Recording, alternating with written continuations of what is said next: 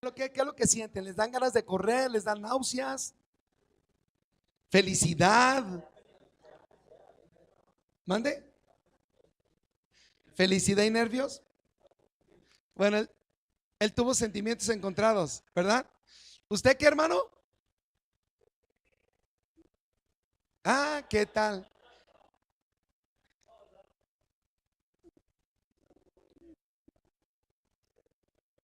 Mucha felicidad. Ujú.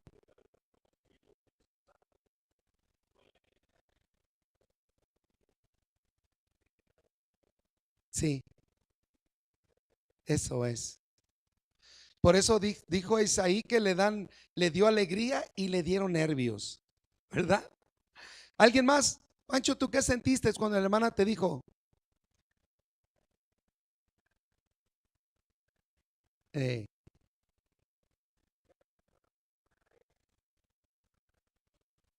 sí. Ah, qué bárbaro.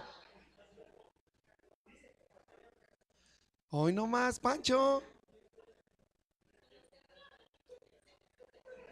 No, sí, pues es que no conocía de Cristo. Y ya que te convertiste a Cristo, que cuando tuvo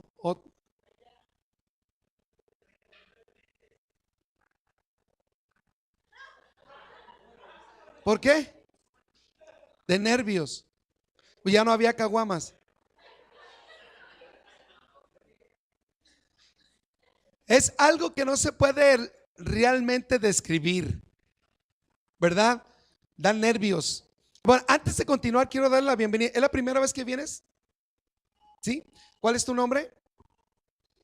Jorge Luis. ¿Tú eres con el que he estado hablando? Sí, ok, me da gusto que llegaste. Que Dios te bendiga. Bueno, Jorge está trabajando por aquí cerca, viene de Puebla y creo que el viernes sale para ver a su familia, pero regresa en Año Nuevo. Entonces, qué bueno que viniste, Jorge. ¿Cómo le dice la iglesia a nuestro invitado? Y, y digo, si quieren que vuelva, ¿no? Hay que correr y saludar a nuestros invitados para que vean que somos una familia, que nos amamos.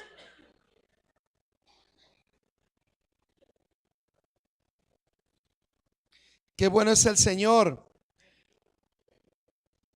Dele gloria a Dios. Amén. Gracias, Jesús. Gracias, Jesús. Amén. Bueno, mientras los hermanos terminan de saludar a nuestro invitado, quiero que abra su Biblia en el capítulo 2 del Evangelio de Lucas. Y quiero que leamos precisamente cómo fue el nacimiento de Jesús. Sabemos acerca de la anunciación del ángel cuando le dice a María que va a estar embarazada por obra del Espíritu Santo. María también tuvo una sensación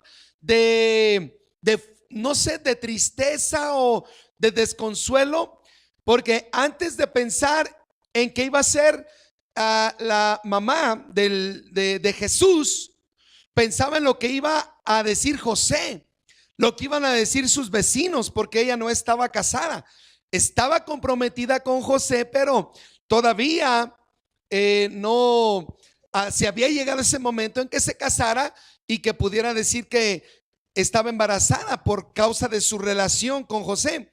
Pero ella tuvo muchos sentimientos encontrados porque le pregunta al ángel que cómo sería eso. Entonces, gracias al Señor, pues, que en su momento Dios permitió que el Hijo de Dios, Dios mismo, se encarnara y que tomara forma humana, forma de siervo, para darle salvación a toda la humanidad. Cuando comenzamos este culto, les dije que en Génesis 3:15 está el versículo que se conoce como el protoevangelio o el versículo del primer evangelio de la buena noticia, porque cuando Adán y Eva pecaron desobedeciendo a Dios, se levantó una gran muralla entre Dios y el hombre, porque Dios es santo y Adán y Eva ya estaban en una condición de pecado. Pero en Génesis 3:15 vemos este pasaje que dice de que el Señor, ¿verdad?, enviaría a través de la mujer a un hijo, se lo estoy parafraseando, que golpearía a Satanás en la cabeza y Satanás le pegaría en el tobillo o en el calcañar.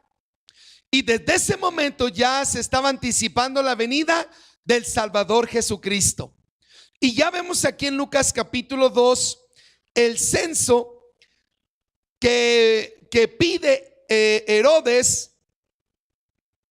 Permitió que José y María viajaran hacia Belén para que se llevara a cabo la profecía que había dado Miqueas. Quiero que leamos en el capítulo 2 de Lucas, del versículo 1 al versículo 7. Aconteció en aquellos días que se promulgó un edicto de parte de Augusto César, que todo el mundo fuese empadronado. Este primer censo se hizo siendo Cirenio gobernador de Siria, e iban todos para ser empadronados cada uno a su ciudad. Y José subió de Galilea, de la ciudad de Nazaret a Judea, a la ciudad de David, que se llama Belén, por cuanto era de la casa y de la familia de David. Te traje la Biblia. Y de la casa de David, para ser empadronado con María su mujer, desposada con él, la cual estaba encinta. Y aconteció que estando ellos allí, cumplieron los días de su alumbramiento, y dio a luz a su hijo primogénito, y lo envolvió en pañales y lo acostó en un pesebre, porque no había lugar para ellos en el mesón. Aquí es donde María da a luz a su primer hijo, lo dice la Biblia en el versículo 7, y dio a luz a su hijo primogénito. Si Lucas hace mención de esta circunstancia, es porque después en mismo Mateo, Marcos y Lucas nos cuentan de que Jesús tuvo medios hermanos, hijos de José y de María. Entonces vemos de que aquí se cumplió el nacimiento de Jesús que se había profetizado, y que el censo permitió de que ellos fueran a la ciudad de Belén, donde se había profetizado que tendría que nacer el Hijo de Dios. Vean que desde el momento en el que Génesis 3:15 es soltar esa palabra, Dios empieza a mover las piezas de una manera gloriosa para que a través del linaje de David o de la tribu de Judá viniera a nacer el Salvador del mundo. Y es todo un engranaje a través de toda la Biblia para que se cumpliese lo dicho por los profetas. Habló David, habló Abraham, se habló de Moisés, se habló de la tribu de Judá, de que a través de esa línea vendría el Salvador del mundo. Y vemos también a hombres dentro del plan salvífico de Dios, cómo fueron instrumentos, cómo fueron una parte fundamental para que se llevara a cabo este suceso, no solamente del nacimiento de Jesús, sino de que Él viniera a morir en la cruz. El nacimiento entonces que nos relatan Mateo y Lucas es la parte más fundamental para que nosotros creamos de que Jesús vino del cielo como Hijo de Dios para que se cumpliera una profecía. Pero también es importante, iglesia, de que Marcos y Juan no hablan del nacimiento de Jesús. Marcos comienza presentando a Juan el Bautista como el precursor de esta buena noticia de que vendría uno que era mejor que él. Y Juan comienza su evangelio hablando no del nacimiento de Jesús humano, sino hablando de la preexistencia de Cristo como Dios, como Hijo de Dios. Entonces Mateo y Lucas nos hablan de este perfil glorioso de cómo se llevaría a cabo el nacimiento de Jesús a través de las profecías que fueron lanzadas. Vemos de que José era de la familia de David, era del linaje de David. Quiero que lo veamos en 2 de Samuel capítulo 5 y versículo 7. 2 de Samuel capítulo 5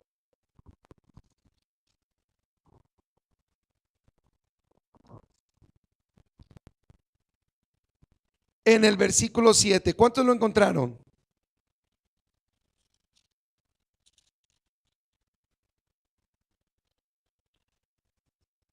Dice, pero tomó David la fortaleza de Sión, la cual es la ciudad de David.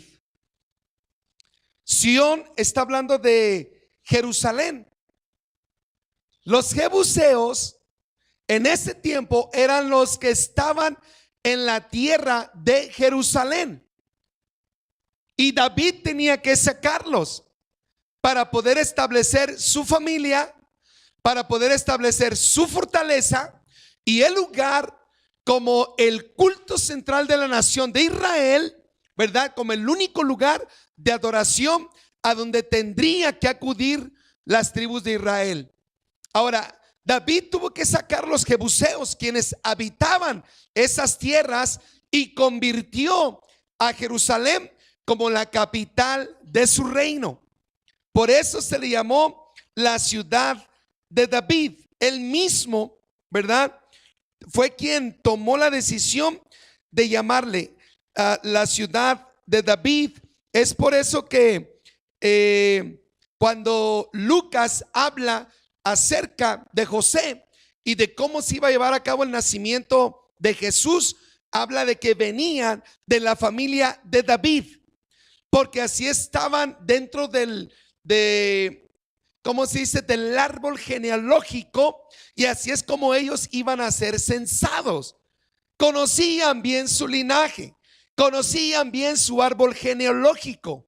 Ellos no vacilaban en saber quiénes eran sus ancestros,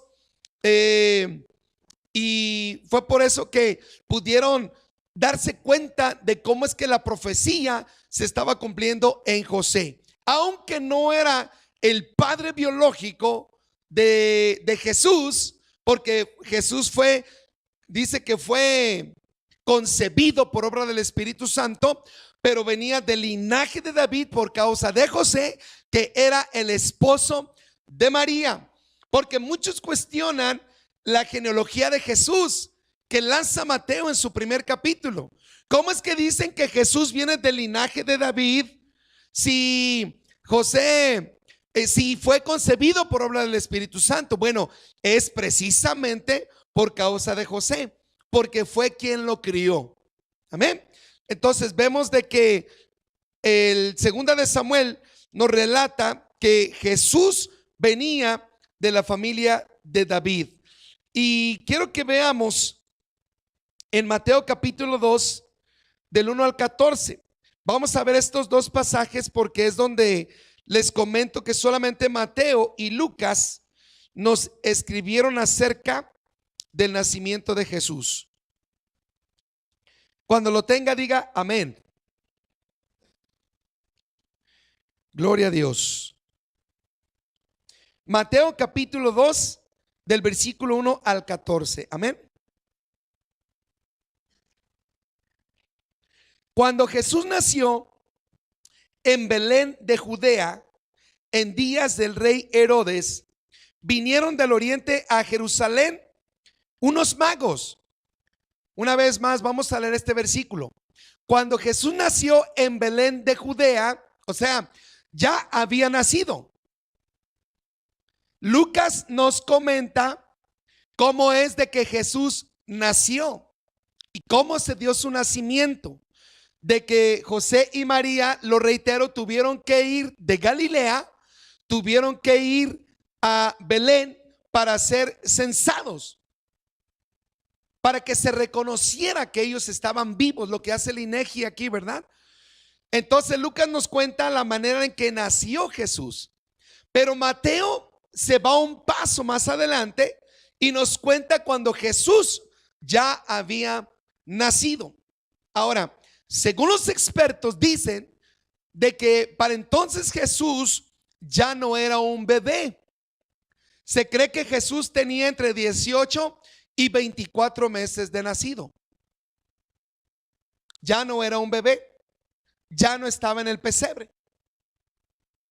Vean lo que dice Isaías 63. Cuando dice que Jesús nació en Belén de Judea en días del rey Herodes, vinieron del oriente a Jerusalén unos magos. Le voy a decir por qué. Porque ya había pasado cierto tiempo. Porque los magos vinieron de tierras lejanas. Vinieron de tierras lejanas. Y no se trasladaban en avión. Se trasladaban en camellos. Es como nos lo presenta la historia. Entonces, no podían llegar de un día a otro a Belén, ¿verdad? Para adorar al niño, al bebé Jesús. Es por eso que se cree que ya habían pasado algunos meses. ¿Qué dice Isaías 63? Y andarán las naciones a tu luz y los reyes al resplandor de tu nacimiento. El profeta Isaías, fíjense hermanos, estaba hablando Isaías aproximadamente pudiéramos decir, unos 650 años antes del nacimiento de Cristo, aproximadamente 650 años antes del nacimiento de Cristo. Isaías profetizó que vendrían reyes al escuchar del nacimiento de él. Y quiero ir paso a paso para que nos demos cuenta de que el nacimiento de Jesús proféticamente se cumplió para que pudiéramos nosotros celebrar la salvación que Dios nos ofrece a través de su Hijo. En el versículo 2, ya cuando llegaron los magos del oriente a Herodes, le preguntan: ¿dónde está el rey de los judíos que ha nacido? Porque su estrella hemos visto en el oriente y venimos a adorarle. Oyendo esto, el rey Herodes se turbó y toda Jerusalén con él. Convocados todos los principales sacerdotes y los escribas del pueblo, les preguntó dónde había de nacer el Cristo. Y ellos le dijeron: en Belén de Judea, porque así está escrito por el profeta. Ahora, pónganme atención tantito en el versículo 5. Dice que Herodes, que no era religioso, que no creía en el judaísmo, que no creía absolutamente para nada en el credo de los hebreos, dice que se turbó porque dijo: ¿quién me ha destronado? Porque los magos le dijeron: hemos venido a adorar al rey de los judíos. Y él dijo: ¿cómo es que hay otro rey y yo no me había dado cuenta? Pero como sabía de que proféticamente se había hablado del Cristo y él desconocía absolutamente sobre el judaísmo, la religión establecida de ese tiempo, dice que llamó a los principales sacerdotes y a los escribas y les preguntó dónde había de nacer el Cristo. Y el versículo 5, ellos le dijeron, porque conocían las profecías: en Belén de Judea, porque así está escrito por el profeta. Y tú, Belén, de la tierra de Judá, no eres la más pequeña entre los príncipes de Judá, porque de ti saldrá un guiador que apacentará a mi pueblo Israel. Aquí estamos leyendo lo que lanzó el profeta Miqueas. Amén. Y quiero que lo veamos en Miqueas capítulo 5, versículo 2.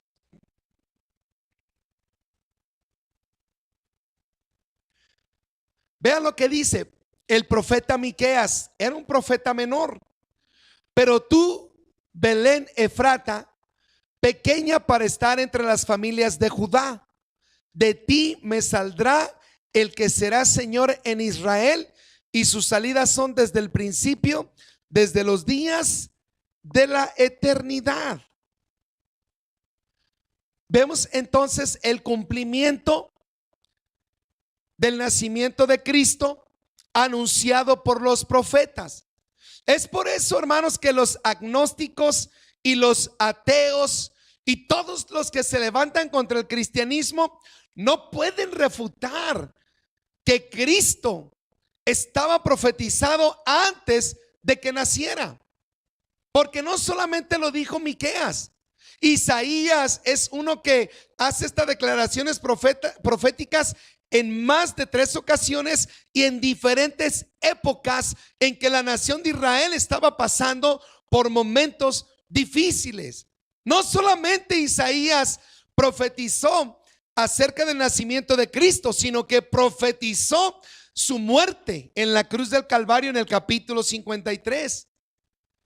Entonces, para nosotros sí es un motivo de celebración el nacimiento de Cristo, pero más que una celebración de intercambio de regalos, una celebración en donde se destapan botellas de champán, de whisky, porque todo mundo se regala. Miren, yo fui a visitar a mis clientes, a los que les vendo juguete. El viernes fui, y cuando entro a sus oficinas, ahí veo ya las botellas de tequila, ¿verdad? Aquellos que quieren quedar bien con los clientes, pues que les dan que una de Buchanan's, que una de Martell. Y de hecho, yo fui con un cliente mío y estaba platicando con él, y cuando me despedí, me dijo: Miguel, acuérdate que me debes una de Martell. Dice: ahí te la encargo. Le dije: no te voy a traer una de Martell. Y me gritó así, estábamos en su tienda, en su negocio, y había mucha gente. Entonces cuando me grita, me dice: Miguel, acuérdate que me debes una de Martell, ¿verdad? Y yo nunca se la prometí, pero como en estas fechas se regalan todo eso, entonces yo le grité: te voy a traer una Biblia para que te pongas a leerla. Entonces me dice: bueno, tráeme las dos cosas. Son épocas en las que a través de la mercadotecnia, a través de todo un sistema religioso, hemos caído celebrando de una manera equivocada. Yo no digo que no celebremos con alegría, porque en Lucas capítulo 2 nos enseña de que sí hubo una celebración. Los ángeles se les aparecieron a los pastores, ¿verdad?, cuando estaban cuidando sus ovejas, y los ángeles les dijeron: les tenemos nuevas de gran gozo, de que ha nacido en la ciudad de Belén el Salvador. Y dice que hubo una gran algarabía, y de que los ángeles estaban alabando y glorificando a Dios. Entonces sí es un motivo de celebración, pero creo que como hijos de Dios y entendiendo el concepto correcto, nosotros debemos de celebrar no solamente que nació un día el Salvador de la humanidad, el que perdonó nuestros pecados, sino que debemos de celebrar su muerte y su resurrección. Estoy consciente que todos estamos metidos en un sistema de mercadotecnia, un engranaje religioso en donde nos jalan, en donde nos meten, y no podemos zafarnos de repente, porque ya está establecido en toda la tierra donde se celebra el cristianismo, donde se celebra el nacimiento de Cristo. Pero nosotros podemos aprovechar esta época en que la gente se viste de piedad. ¿Está de acuerdo conmigo? La gente se viste de piedad, y son momentos que debemos de aprovechar en donde están vulnerables, en donde están sensibles, para poder compartir con ellos el mensaje del nacimiento de Cristo y lo que esto viene a darnos. El nacimiento de Cristo es una gran celebración, porque Él tomó la decisión de venir cuando no tenía que hacerlo. Cuando Dios le habló a nuestros antepasados por los profetas y por la ley, Y ninguno, ni siquiera la nación de Israel hicieron caso de la manera en la que Dios los estaba atrayendo hacia Él para no traer juicio y condenarlos. Y ya no hubo ninguna otra alternativa. Ya no había sacrificios. Malaquías cierra el Antiguo Testamento hablando de un Dios cansado, de un Dios hastiado, de un Dios harto de religiosidad, de mundanalidad, de carnalidad, y les dice: ya no más. Tus lunas nuevas, tus fiestas anuales me tienen asqueado. Ya no quiero más sacrificios. Ya no, se acabó. Y Dios se retira con Malaquías. Y hay 400 años de silencio entre el Antiguo Testamento y el Nuevo Testamento. Hay 400 años de silencio en donde Dios no habló por palabra, ni por profetas, ni por nadie. Y la nación de Israel estaban en espera de que llegara un Mesías, de acuerdo a como lo habló Malaquías. Y cuando ven a Juan el Bautista parado en el Jordán, predicando el arrepentimiento para el perdón de sus pecados, pensaron que ese era el Cristo. Lo estaban esperando. Lo estaban esperando. Y cuando nació, los que vinieron a adorarle eran otros que tuvieron que venir desde muy lejos. Amén. Es tan importante el nacimiento de Cristo y es tan importante celebrarlo de la manera correcta. Yo estoy feliz, en serio estoy feliz, porque un día Jesús vino y tomó forma humana. Siendo Dios, se encarnó. ¿Cuántos? Un día vamos a hablar sobre la encarnación del Hijo de Dios, porque es un tema súper importantísimo. Cuando hablamos de la encarnación de Cristo, estamos hablando de un aspecto en donde Dios mismo se hizo carne, se hizo hombre y vino a tomar nuestro lugar en la cruz del Calvario. Entonces, celebra la Navidad. La palabra Navidad, ¿de dónde viene? Viene de una palabra latina, ¿no? Que es natividad. Natividad, que quiere decir nacimiento. Entonces, ya saben, cuando vean a alguien que se llama Natividad, pues dile: feliz día del nacimiento, ¿no? El 24, felicítalas a todas las natis.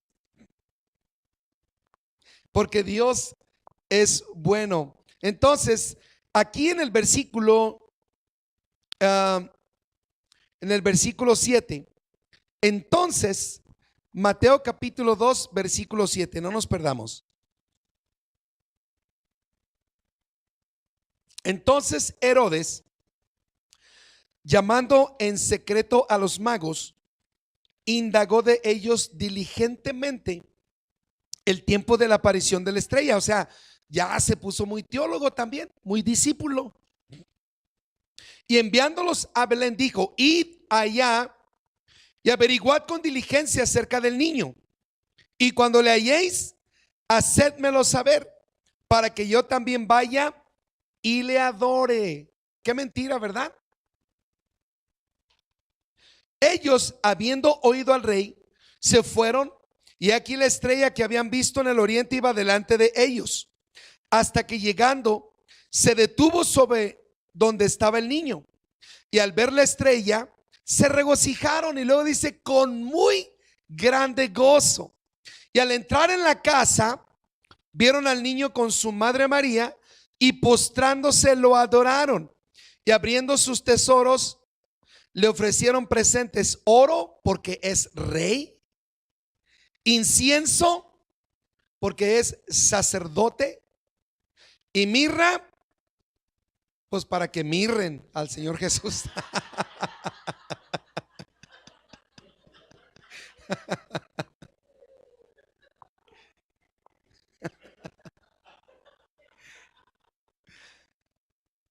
Le ofrecieron oro, incienso y mirra. Que de ahí viene la palabra esmirna, ¿verdad? ¿Qué quiere decir mirra? Mirra, ¿verdad? Que son, que es aromas, son aromas. Fíjense que, ¿qué piensan ustedes que hizo Jesús con el oro? Muchos de nosotros cuando vemos en el nacimiento común, en el pesebre, vemos un baulito de oro. ¿Qué le ofrecería a usted a un rey? ¿Qué le ofrecería a un rey? Cuando vino la reina de Sabá a visitar a Salomón, olvídense, traía carruajes llenos de riquezas. Ustedes saben que los reyes en la antigüedad, ¿cómo se trataban entre ellos? Se traían presentes y eran presentes muy costosos o mucho. Entonces, cuando llegan a ver al niño Jesús y los magos reconocen que es rey, porque le dicen a Herodes: hemos venido a adorar al rey de los judíos. Entonces, yo quiero decirte que no le trajeron a una esclava, un aretito. Le trajeron mucho oro. En serio, yo te pregunto, ¿qué le llevarías a un rey? ¿Le llevarías cualquier regalo, cualquier presente? ¿Verdad que que quisiéramos entregarle lo mejor? Dicen algunos que cuando Jesús vino, dice que llevó nuestras dolencias y nuestras enfermedades, según Isaías 53. ¿Qué es lo que te duele? A veces te duele que no puedes pagar la luz, que no puedes pagar el agua, que no puedes pagar el predial. ¿Y cómo me duele esta situación en la que vivo? ¿Cómo me duele lo que me está pasando? ¿Y cómo me duele esto? Entonces había muchos problemas en toda la ciudad. Había mucha gente pobre, había mucha gente necesitada y había mucha gente que tenía dolencias. Entonces, dicen algunos eruditos que lo que hizo Jesús con ese oro fue quitarle la dolencia a mucha gente. Porque cuando tú dices: ¿cómo me duele esta situación que está pasando mi primo, que no tenga dinero? No estás hablando que te duele algo físicamente. Emocionalmente o sentimentalmente te duele algo por una situación financiera, pudiéramos decirlo. Entonces, cuando Isaías dice que llevó nuestras dolencias y nuestras enfermedades, pudiera ser que realmente se refiere a algunas dolencias financieras y que Jesús pues sacó el oro y dijo: pues aquí hay. Es algo que escuché, no tiene que ser necesariamente así. No es una opinión muy personal o que tenga que ver con la teología de la salvación de Cristo en cuanto a la sanidad, pero puede ser porque Jesús tenía mucho dinero. Hagan de cuenta que su infancia,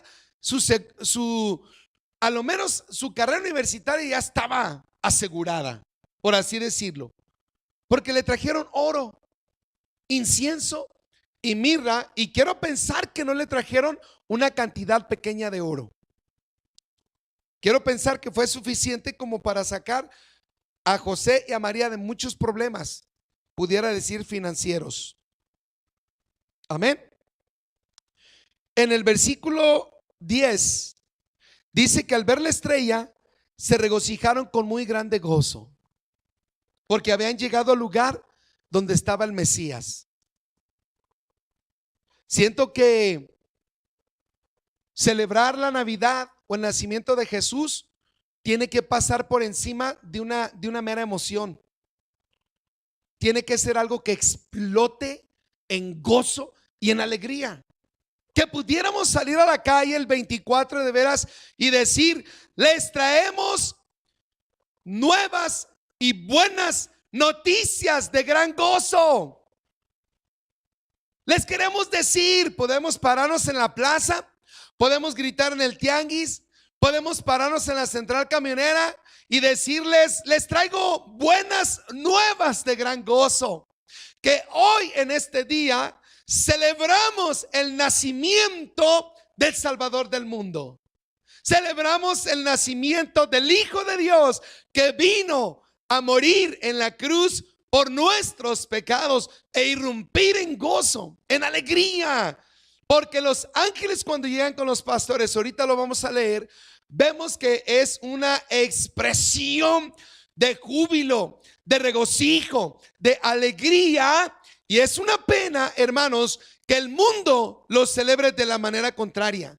Porque usted sabe, las estadísticas lo dicen, no yo, de que es la época en la que la gente vive más triste y donde mucha gente se suicida. Porque están solos, porque no están con su familia. Muchos están preocupados y estresados porque no tienen dinero para comprar regalos, no tienen para celebrar una buena cena.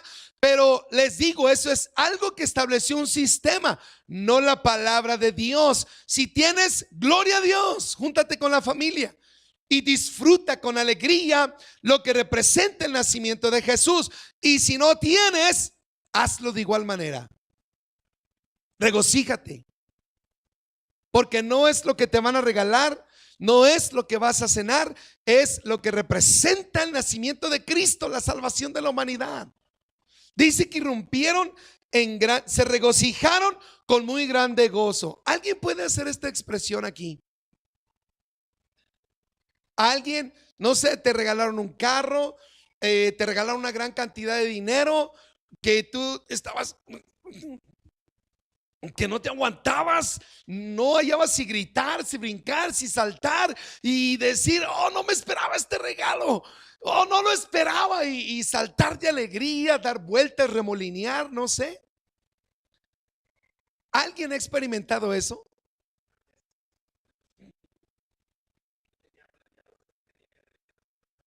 Sí,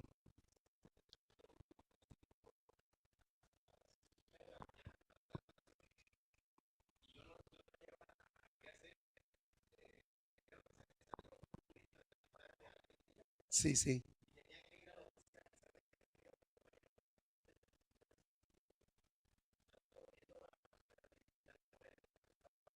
sí.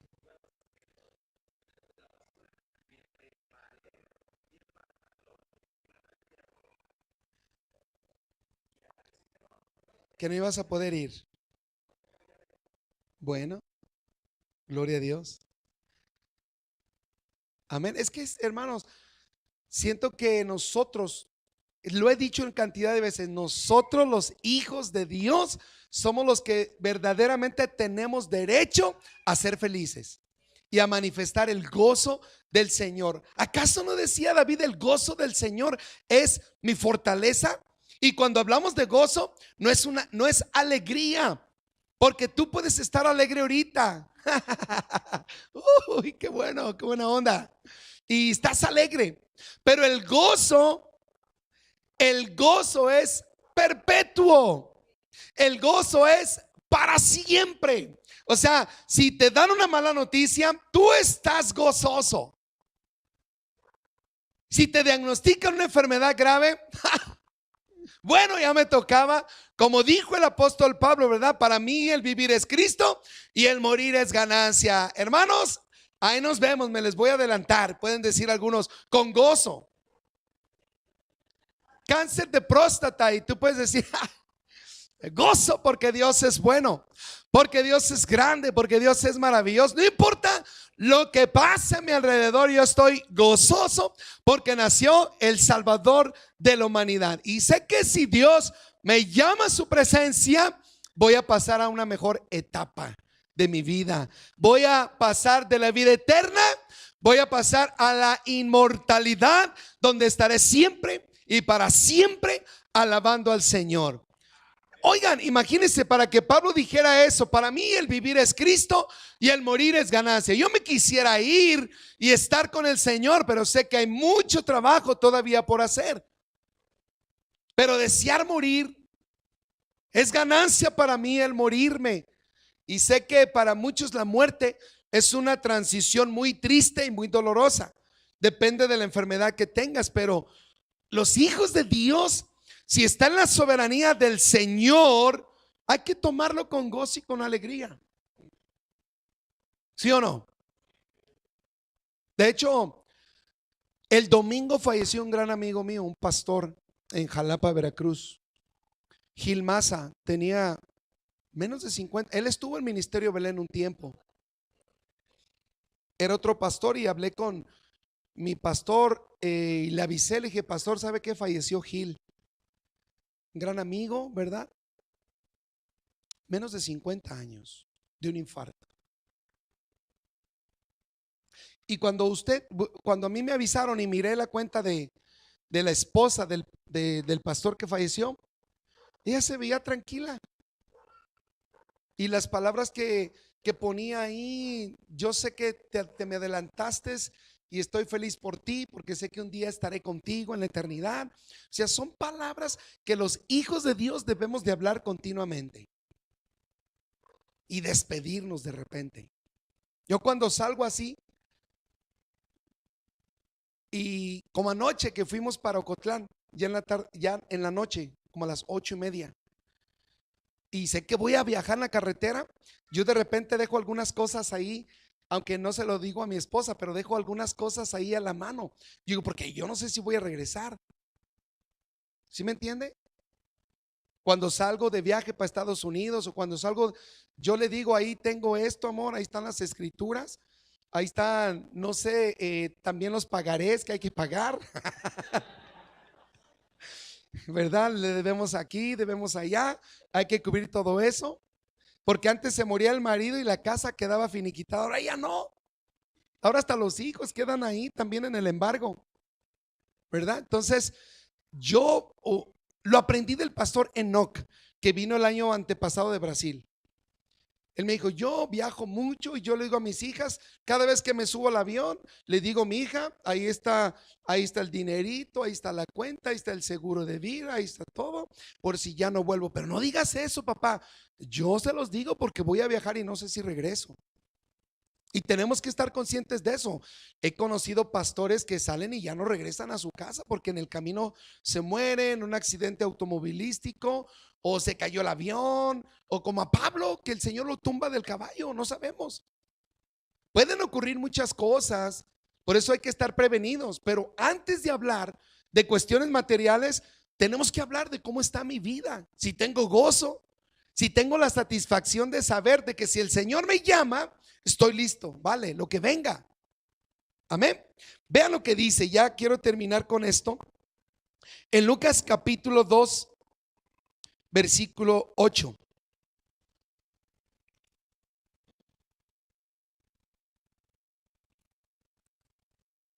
Lucas capítulo 2, versículo 8. Había pastores en la misma región que velaban y guardaban las vigilias de la noche sobre su rebaño. Y aquí se les presentó un ángel del Señor, y la gloria del Señor los rodeó de resplandor, y tuvieron gran temor. Pero el ángel les dijo, no temáis, porque he aquí os doy nuevas de gran gozo, que será para todo el pueblo, que os ha nacido hoy en la ciudad de David un Salvador, que es Cristo el Señor. Esto servirá de señal: hallaréis al niño envuelto en pañales, acostado en un pesebre. Y repentinamente apareció con el ángel una multitud de las huestes celestiales que alababan a Dios y decían, gloria a Dios en las alturas y en la tierra paz, buena voluntad para con los hombres. Chequen entonces, hermanos, de cómo las huestes angélicas estaban alabando a Dios, porque los pastores tenían miedo, no sabían qué estaba pasando, pero de repente los ángeles, dice aquí en el versículo 13, repentinamente apareció con el ángel una multitud de las huestes celestiales, querubines, serafines, arcángeles. ¿Qué más? Los ángeles, huestes celestiales, criaturas celestes. y todas alabando al Señor. Ellos, todas estas huestes celestiales estaban llenas de gozo, de alegría, porque por fin venía la redención de la humanidad. Porque por fin estaba llevándose a cabo lo que Dios había hablado 4000 años antes con la serpiente, que le advirtió: pero de la mujer vendrá aquel que te golpeará en la cabeza. Y Satanás, todos esos 4000 años, desde la redacción de Génesis hasta este nacimiento de Cristo, Satanás estaba todo despistado.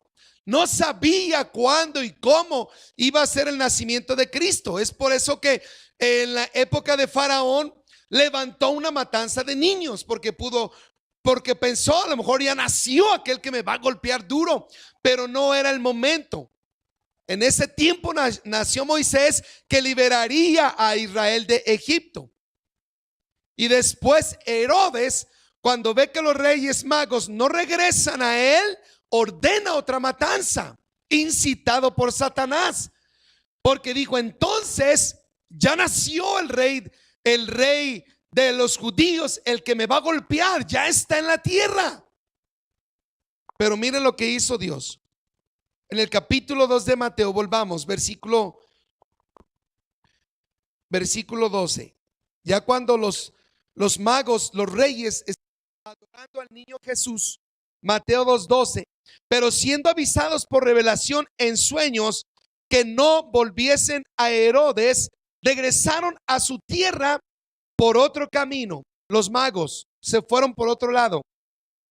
Después que partieron ellos, he aquí un ángel del Señor apareció en sueños a José y le dijo: levántate, toma al niño y a su madre y huye a Egipto.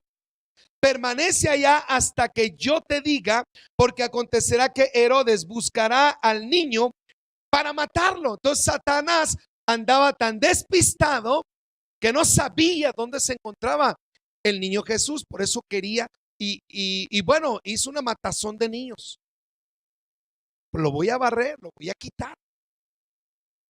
Él sabía que cualquier día le iba a llegar la sorpresa. Miren, Jesús tenía 30 años. Chequen esto. Y cuando el Espíritu Santo llevó a Jesús al desierto, Satanás todavía andaba medio mareado. No sabía si Jesús era el Hijo de Dios. Por eso le dice: si de verdad eres el Hijo de Dios. Y 3 veces: si de verdad eres el Hijo de Dios. O sea, Jesús, ya sácame de dudas. ¿Eres tú el Mesías o no eres el Mesías? Y mucha gente utilizó Satanás para investigar. Utilizó a los sacerdotes, a los principales sacerdotes. Dinos, ¿eres tú el que habría de venir? Dinos, ¿eres tú el Hijo de Dios? Dinos. Entonces Satanás estaba investigando como diera lugar si ese niño que había nacido era el Salvador del mundo. Para que vean, hermanos, les reitero, todo el engranaje que tuvo que mover Dios para proteger a ese niño. Y lo salvó de la mano de Herodes. Dice en el versículo 14: y José, despertando, tomó de noche al niño y a su madre y se fue a Egipto. Y estuvo allá hasta la muerte de Herodes, para que se cumpliese lo que dijo el Señor por medio del profeta, cuando dijo: de Egipto llamé a mi hijo. En Oseas capítulo 11, versículo. Hasta Oseas profetizó de que el niño Jesús iba a estar en Egipto y que lo iba a regresar de nuevo a Nazaret, donde ya estaban tranquilas las aguas y ya el niño Jesús creció en sabiduría. No es cualquier cosa el nacimiento de Jesús, hermano. Es algo glorioso. Es un plan divino tan poderoso que, por favor, no lo celebremos únicamente cenando, repartiendo regalos o brindando por el nacimiento de Jesús. Comparte con alguien esta palabra de esperanza. Comparte con alguien y dile: ¿sabes lo que representa el nacimiento de Jesús? ¿Sabes por qué nació Jesús? ¿Sabes que en la Biblia varios profetizaron antes de que Jesús naciera? 4000 años antes, Dios mismo profetizó que vendría uno a derribar las tinieblas, que vendría a golpear a Satanás. Génesis 3:15. Empiecen, hermanos, a compartir esta buena nueva, pero háganlo con gozo, con alegría. Oye, quiero decirte lo que representa el nacimiento de Jesús. Hombre, qué feliz soy, porque me siento privilegiado de saber de que ese niño vino, siendo Dios. Jesús se hizo hombre y a través de un niño, ¿verdad? Vino a nacer para darnos salvación. Ese niño que tú vas a levantar el 2 de febrero, que simbólicamente tú lo pones ahí en el pesebre. Es el día de los tamales, ¿no? Hermana, sí sabe. Ya sabía, ya la veía venir, hermana.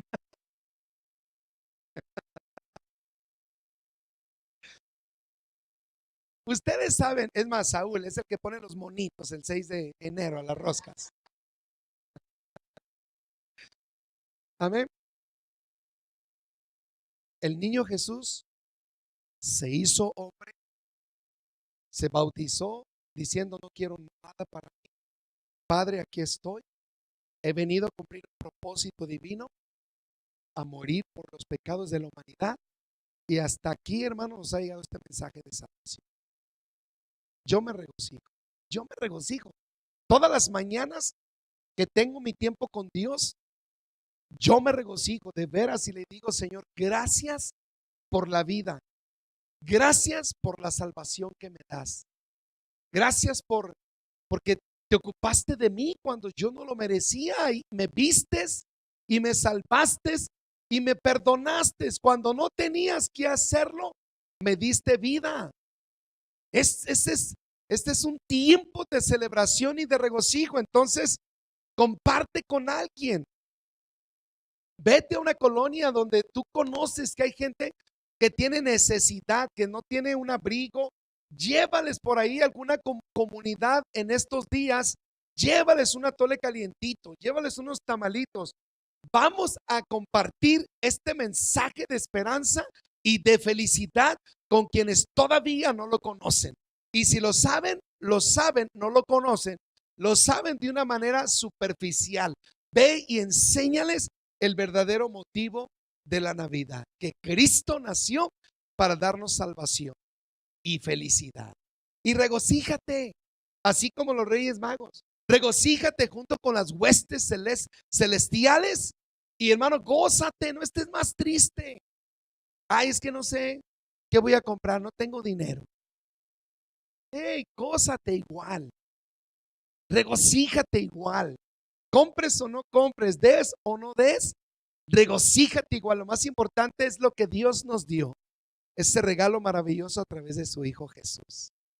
Amén. Pónganse sobre sus pies. Gloria a Dios.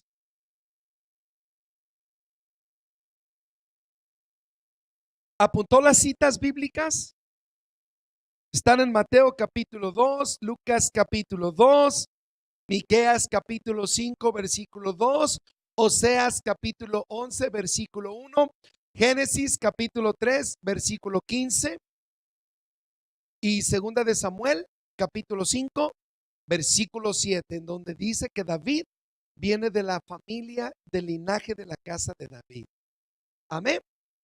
Aprendas esos textos y dile: no, hombre, que yo te voy a decir lo que la Navidad representa ahorita, pero es que siéntate que te voy a compartir este mensaje de salvación. ¿Cuántos lo pueden hacer en estos días? ¿Cuántos se comprometen a hablarle a una persona de lo que usted aprendió hoy? Sí, a ver, mencióneme a alguien con quien lo va a compartir.